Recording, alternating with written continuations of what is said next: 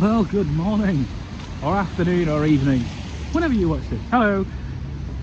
I find myself this morning in the charming Yorkshire market town of Pickering.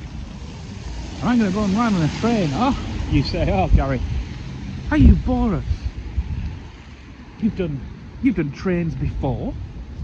And I say, oh, it's a steam train. And you go, oh Gary, you've done those before, how you bore us. We're all very well aware of the North Yorkshire Moors Railway. May you well be. But I am here to ride on a train that is not the normal train. And so here we are at Pickering station. I think it's a GT Andrew station. It's got a nice overall roof again. So I am here to ride on a particular train. Now normally you go from the platform behind me, but I've been told to go around to this one. I think the sad thing is, but for a few hundred yards of tarmac, you can pretty much reconnect this to the main network down at Malton. I think that's quite sad actually. Just imagine how good that would have been. But anyway, I digress. Little did I know, there was an extra surprise, as we were greeted by flying Scotsman making a visit.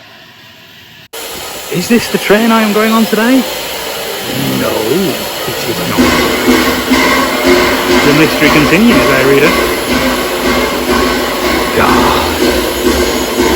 Pointing out some boring bits. You see the banjo done there, the steam, where all the steam collects. Look at the valve gear, just look at it. She's a 462, quite big driving wheels, so that means to go fast. She's a greyhound. And just simmering. She's itching to be off, listen, look at that. Beautiful. Smoke deflects on the front because water control to and she was restored, but they're there to stop smoke getting in the driver's eyes. This is incredibly important when you're on the network. And so, as Scotsman simmered and then eventually pulled forward to haul its special train back to Gromont, I had to hurry myself up the platform to get ready for my train.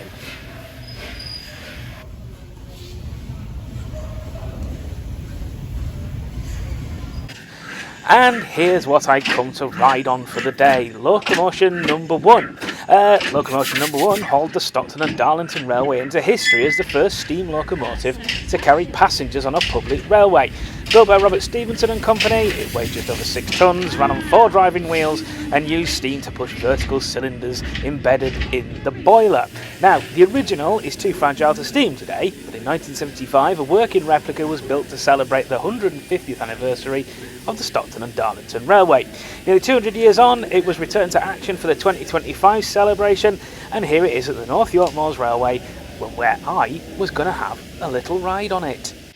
So I took my seat inside the luxury carriage experiment with some other fellow travellers, and with no further ado, away she went. Now, it's an incredible experience to find yourself on a train operated by a locomotive like Locomotion number 1. You may see we're going backwards. That's because there's no ability to actually turn Locomotion number 1 around. So for the outbound leg, we'll be going in reverse and controlled by a lovely guard with a walkie-talkie, hence the beeps you can sometimes hear. I'll just let you take in what it was like.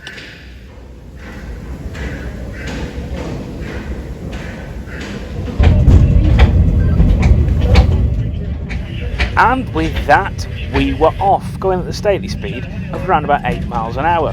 And there are just some amazing things you notice while you're on a journey like this, such as this Class 37, built nearly 150 years after Locomotion number 1. It was a short trip up to Newbridge Signal Box, and then we turned round and did it all again, only this time going forwards.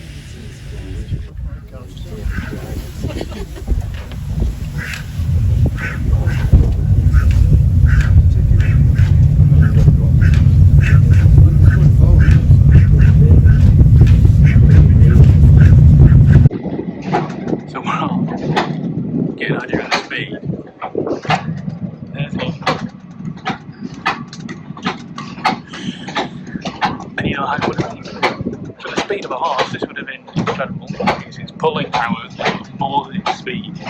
Though it lines. Obviously, this is the first passenger carriage. It's just a carriage. It's the same as any other horse and carriage.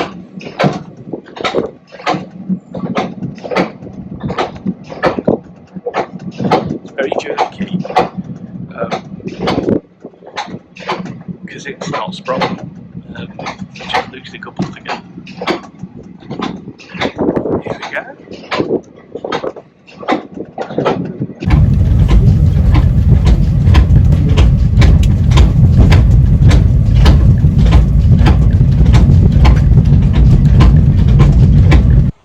So what was that like? It was amazing, actually. Real chance just to get that little glimpse of what the early railways are like, especially in the railway's 200 year. It's quite humbling to think that there's, you know, for even at this preservation railway, there's 125 years that separates, say, you know, Flying Scotsman and Locomotion No. Quite jerky. It's very early technology, you can tell that, but you can see why people thought it was so amazing. The amount of material it could pull, 2 men to operate it, just needed the coal that they were transporting anywhere in the water that was running nearby. Miracle technology, real 19th century miracle technology. So huge pleasure. If you do get the chance to do this at any point, do it. And I highly recommend it. And what a way to celebrate the 200th year of the railway. Something that has given me a lot of distraction, not a small amount of frustration, but has allowed me to do my job, see my family, enjoy myself, and something I've been able to take a great and non-consuming interest in. Not a train spotter, I'm a train admirer. So there we go. What a pleasure.